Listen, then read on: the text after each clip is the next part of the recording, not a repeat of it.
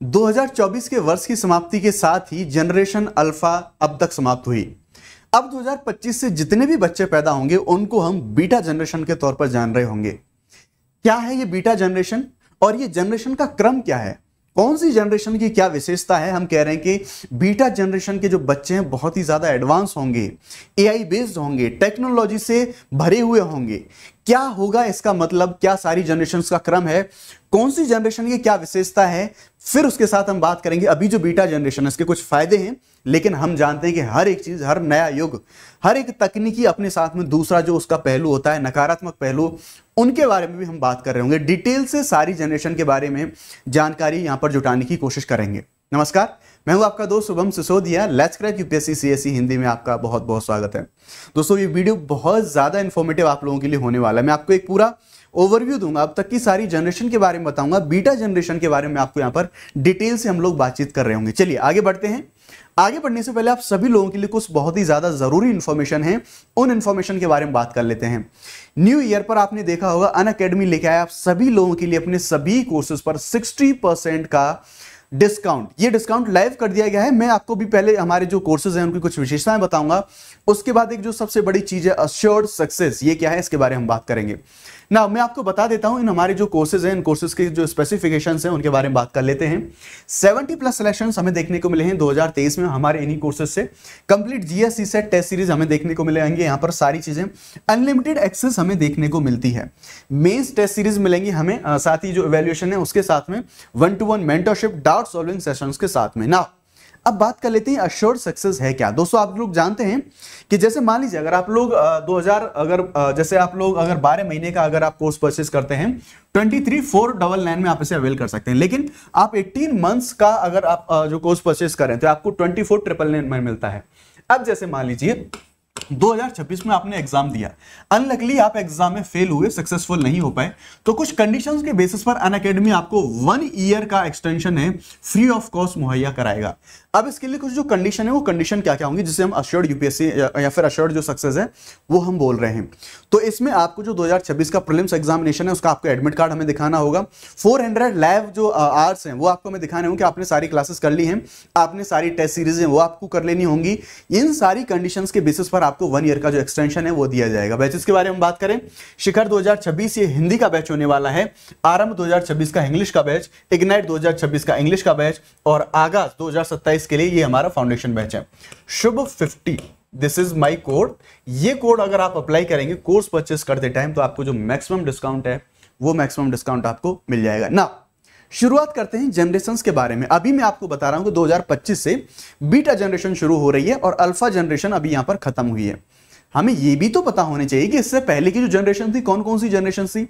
चलिए शुरुआत से हम बात कर लेते हैं। दरअसल कुछ हर एक जनरेशन की विशेषताओं के आधार पर एज सच कोई वर्ष का कोई मानक तो नहीं है, लेकिन हाँ उस दौर में क्या हुआ है, क्या उस दौर की जनरेशन उसकी विशेषताएं रही हैं, इनके आधार पर हमें कुछ कैटेगराइजेशन मिलता है। इस पूरी स्लाइड के बाद हम डिटेल से बात भी करेंगे किस जनरेशन की क्या विशेषताएं हैं। अभी हम एक टाइमलाइन देख लेते हैं कि कौन सी जनरेशन किस टाइम पर, यानी किस टाइम के लोगों को कौन सी जनरेशन में उनको जो है क्लासिफाइड करा जा रहा था। तो हम बात करते हैं 1901 से 1927 तक जितने भी लोग पैदा हुए थे उनको ग्रेटेस्ट जनरेशन बोला जा रहा था। 1928 से 1945 में जितने लोग पैदा हुए उनको साइलेंट जनरेशन, 1946 से 1964 उनको बेबी बूमर जनरेशन बोला जा रहा था। 1965 से 1980 तक जनरेशन एक्स बोल रहे थे। उसके बाद जनरेशन वाई आया 1981 से 1996 जिन्हें हम मिलेनियल्स भी बोल रहे थे। उसके बाद जेन जी आया जिसे हम जनरेशन जेड भी बोलते हैं।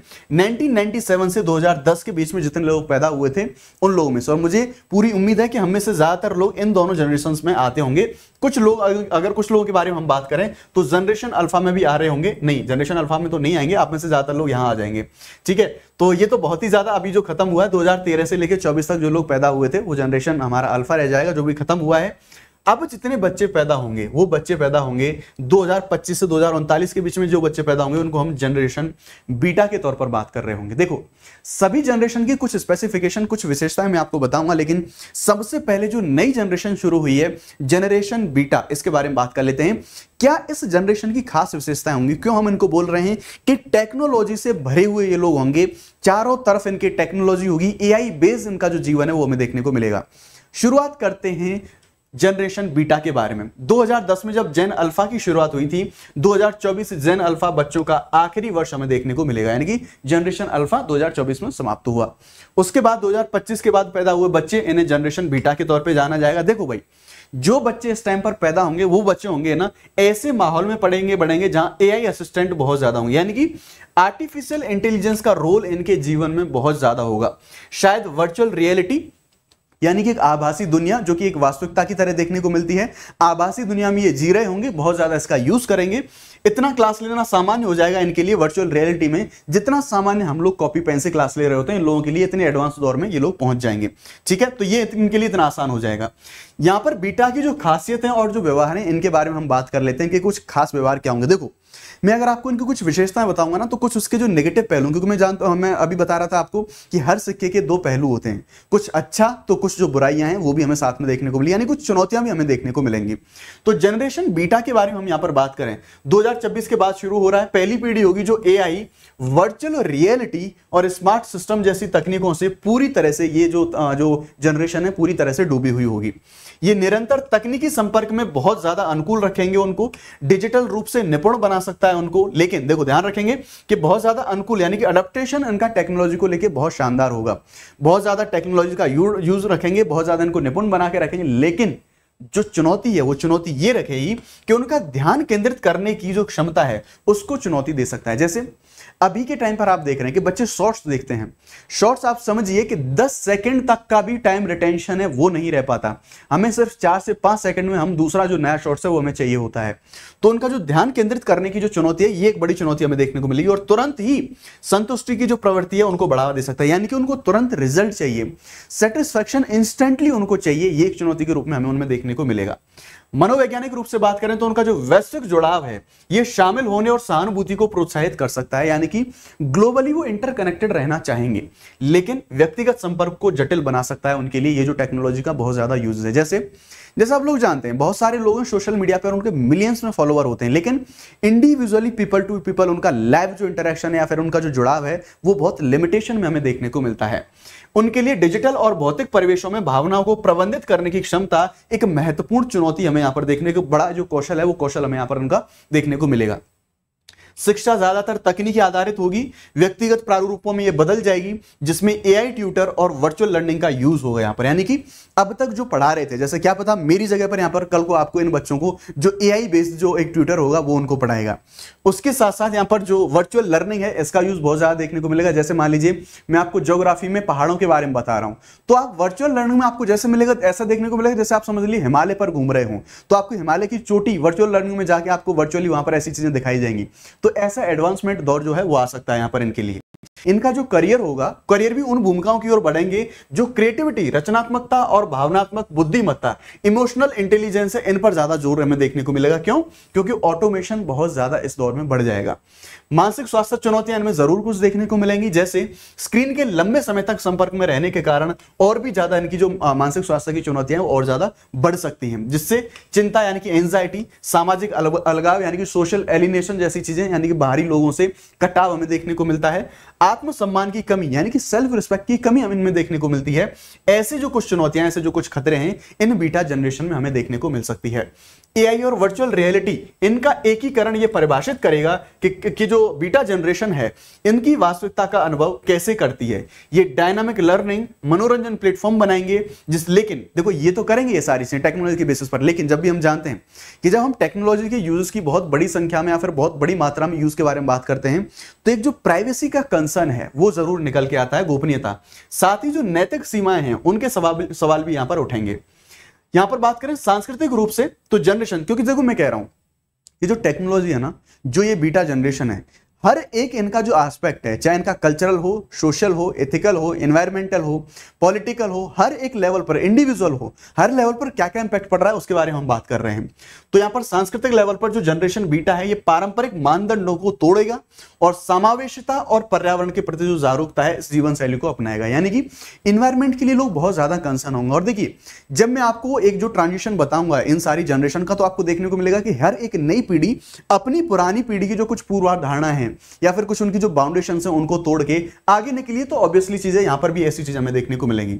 हालांकि इनकी जो लचीली पहचान पुरानी पीढ़ियों के लिए एक चुनौतीपूर्ण हो सकती है, जो कि परंपराओं या फिर गहराई से जड़ें जमाए हुए हैं। जैसे 2 पीढ़ी वापस हम चले जाएं, जो हम बात करें जेन जी के बारे में बात करें या फिर उससे पहले वाई के बारे में, मिलेनियल्स के बारे में बात करें, तो वो परंपराओं से जुड़े हुए होते थे। लेकिन यहां पर ऐसी चीजें हमें कम देखने को मिलेंगी।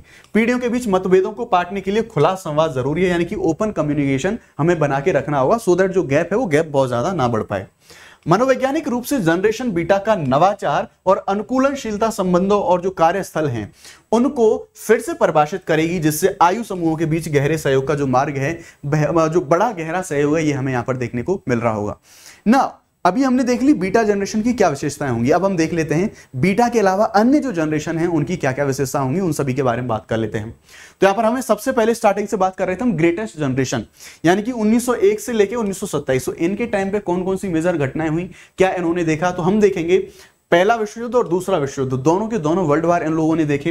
इससे क्या, और उसके बाद क्या, ग्रेट डिप्रेशन, यानी कि जो आर्थिक मंदी है वो भी इन लोगों ने देखी। इससे हुआ क्या, ये लोग काफी हमें मेहनती देखने को मिलेंगे, संघर्षशील और मेहनती लोग देखने को मिलेंगे। उसके साथ जो स्वतंत्रता की भावना है, स्वतंत्रता की जो लड़ाई है, इन्होंने वो भी अपने जीवन में देखी है। तो स्वतंत्रता का जो मूल्य है उसकी वैल्यू ये लोग समझते हैं, जो ग्रेटेस्ट जनरेशन के बारे में बात कर रहे हैं। साइलेंट जनरेशन, चुप रहने वाली, शांत स्वभाव की, एकदम शांत तरीके से रहने वाली जनरेशन है ये जो हम साइलेंट जनरेशन कह रहे हैं, जो लोग 1928 से 1945 के टाइम पर पैदा हुए थे। सामाजिक व राजनीतिक स्थिरता, यानी कि शांत, स्टेबिलिटी इनको अपने जीवन में चाहिए। परिवार और परंपरा को बहुत ज्यादा महत्व देते हैं, उन लोगों की वैल्यू ये लोग समझते हैं, ये जो हमारा साइलेंट जनरेशन में आते हैं। बेबी बूमर जनरेशन, नाम से पहचानने की कोशिश कीजिए, इसी टाइम पर जो बच्चे ज्यादा पैदा हुए थे, यानी कि जो पॉपुलेशन है उसमें बहुत ज्यादा वृद्धि देखने को मिली थी 1946 से 1964 पे। स्वतंत्रता मिली थी हमें इसी टाइम पर हम बात कर रहे हैं, ठीक है। स्वतंत्रता, समानता और मानवाधिकार, इन सारी चीजों पर जोर देती है जनरेशन। जनरेशन एक्स क्या है, 1965 से 80s के तौर पर जो इस बीच में जो बच्चे पैदा हुए, ये डिजिटल बदलाव इन लोगों ने देखा। सबसे पहले डिजिटल बदलाव इन लोगों ने देखा, जब हमने डिजिटल दुनिया में हमने प्रवेश किया, इन लोगों ने इस चीज को देखा। कॉर्पोरेट जीवन की शुरुआत यहां पर इनके टाइम से होती है। नौकरी, हेलीकॉप्टर पेरेंटिंग जैसी चीजें यहां पर देखने को मिली। हेलीकॉप्टर पेरेंटिंग क्या होता है कि जैसे हम देखेंगे जिस तरह से जब बदलाव हुए, सोसाइटी थोड़ी सी ओपन हुई, तो जो माता पिता हैं उनकी निगरानी अपने बच्चों के ऊपर बढ़ गई, कि वो ये चाहने लगे कि भाई ठीक है, हमारे जो बच्चे हैं उनके ऊपर हम ज्यादा निगरानी करके रखें, तो इसको हम बोलते हैं हेलीकॉप्टर पेरेंटिंग। जनरेशन वाई, 1981 से 96 तक जो बच्चे पैदा हुए थे, इंटरनेट इनके जमाने में बहुत अच्छे तरीके से आया। हमने देखा 4G, हमें सारी चीजें यहां पर देखने को मिली। सोशल मीडिया पे देखा यहां पर कि सोशल मीडिया का एक बड़ा दौर हमें यहां पर देखने को मिला। ऑनलाइन शिक्षा, जैसे हम और लोग आप लोग पढ़ रहे हैं अभी, डिजिटल क्रांति देखने को मिली। सामाजिक मुद्दों पर जागरूकता, और सामाजिक मुद्दों पर जागरूकता में सोशल मीडिया, डिजिटल मीडिया ने एक बड़ी भूमिका यहां पर निभाई थी। उसके बाद आता है जेन जी, जनरेशन जी, 1997 से 2010 के बीच में इनका टाइम पीरियड होता है। जेन जी के बारे में बात करें तो काफी खुले विचारों के लोग थे। यानी कि व्यक्ति के ऊपर, अपने ऊपर इंडिविजुअलिज्म इनमें ज्यादा देखने को मिलता है। इनमें मेटेरियलिस्टिक चीजें, उपभोक्तावाद, ऐसी सारी चीजें ज्यादा देखने को मिलती हैं। ये मोबाइल, इनमें इनका बहुत ज्यादा फोकस रहा। सोशल मीडिया में डूबे रहते हैं ये लोग। आभासी दुनिया का संवाद इनका ज्यादा हमें देखने को मिला। खुले विचारों वाले होते हैं और भेदभाव के खिलाफ होते हैं, यानी कि डिस्क्रिमिनेशन इनसे बर्दाश्त नहीं होता। इक्वलिटी के बारे में लोग बात कर रहे हैं। और जनरेशन अल्फा, यानी कि अभी जो रिसेंटली जो जनरेशन खत्म हो गया, अभी जो नई जनरेशन शुरू हुई है 2013 से 24 के बीच में जो बच्चे पैदा हुए हैं, उनको हम जनरेशन अल्फा के तौर पर जान रहे हैं। इन्होंने स्वैपिंग जीवन जिया है। स्वैपिंग जीवन कैसे, सोशल मीडिया लिए, यूट्यूब पर सब जो शॉर्ट्स हैं वो स्वैप कर रहे हैं, इंस्टाग्राम पर रील स्वैप कर रहे हैं, टिंडर पर या फिर जो भी डेटिंग साइट्स हैं उन पर भी स्वैप कर रहे हैं, यानी कि स्वैपिंग जीवन इन लोगों ने जिया है। एआई की शुरुआत इनके अच्छे तरीके से देखने को मिली है। काफी मात्रा में, ठीक ठाक मात्रा में एआई डेवलप हुआ है। हालांकि बीटा जनरेशन में एआई अपने और नेक्स्ट लेवल पे जाएगा। यहां पर ऑटोमेशन अच्छा खासा मिला इनको देखने को। स्मार्ट डिवाइसेस जैसे आप देखने को मिलेंगे, तो इस टाइम पर जैसे आप देखेंगे कि जो स्मार्ट वॉचेस हैं, स्मार्ट डिवाइस जैसे एलेक्सा रहा, इसी तरह से जो अलग अलग जो हमारे साउंड सिस्टम रहे, इन सारी चीजों से इनका जो जुड़ाव है वो हमें देखने को मिला। तो यहां पर सोशल मीडिया पर इनकी जो निर्भरता है ये भी अच्छी खासी हमें देखने को मिलती है। तो अब तक की जो सारी जनरेशन थी, उन जनरेशन के बारे में उनकी खास जो विशेषताएं थी उनके बारे में हमने देखा ना। अब आप लोग मुझे कमेंट करके बताएंगे कि आप अपनी जो बर्थ डेट है, जो बर्थ ईयर है, उसके आधार पर आप मुझे बताइए कमेंट करके कि आप कौन सी जनरेशन के अंतर्गत आते हैं। मुझे बताइए कमेंट करके आप सभी कि आप कौन सी जनरेशन के अंतर्गत आते हैं। नाउ अगर आप लोग यूपीएससी, सीएससी या फिर किसी भी civil service, state civil service के लिए भी आप प्रिपेयर कर रहे हैं, तो आप लोग जानते हैं द हिंदू न्यूज़पेपर हमारे लिए कितना ज्यादा इंपॉर्टेंट होता है। हिंदी मीडियम और इंग्लिश मीडियम में एक बड़ा गैप बनाता है द हिंदू न्यूज़पेपर, और इसी गैप को फिल करने के लिए सुबह 9 बजे इसी चैनल पर मैं द हिंदू न्यूज़पेपर एनालिसिस करता हूं सिंपल और हिंदी लैंग्वेज में, सो दैट इस गैप को हम फिल कर सकें और आपके एग्जाम की जो जर्नी है उसको हम आसान बना सकें, वो भी फ्री ऑफ कॉस्ट। तो सुबह 9 बजे लाइव सेशन में द हिंदू न्यूज़पेपर में आना मत भूलना। आप लोग एक हफ्ते इस क्लास को करके देख सकते हैं, एक अजीब और एक जबरदस्त तरीके का जो कॉन्फिडेंस है आपको अपनी प्रिपरेशन में देखने को मिलेगा। साथ ही शाम को 4 बजे हमारी इंडियन पॉलिटी कॉन्स्टिट्यूशन की क्लास होती है फ्री ऑफ कॉस्ट। इन सारे जो हमारे इनिशिएटिव हैं इनका लाभ लेना ना भूलें। होपफुली वीडियो आपको अच्छा लगा होगा। आप मुझे कमेंट करके अपना जो जनरेशन है वो जरूर बताएं। Thank you very much, let's crack it.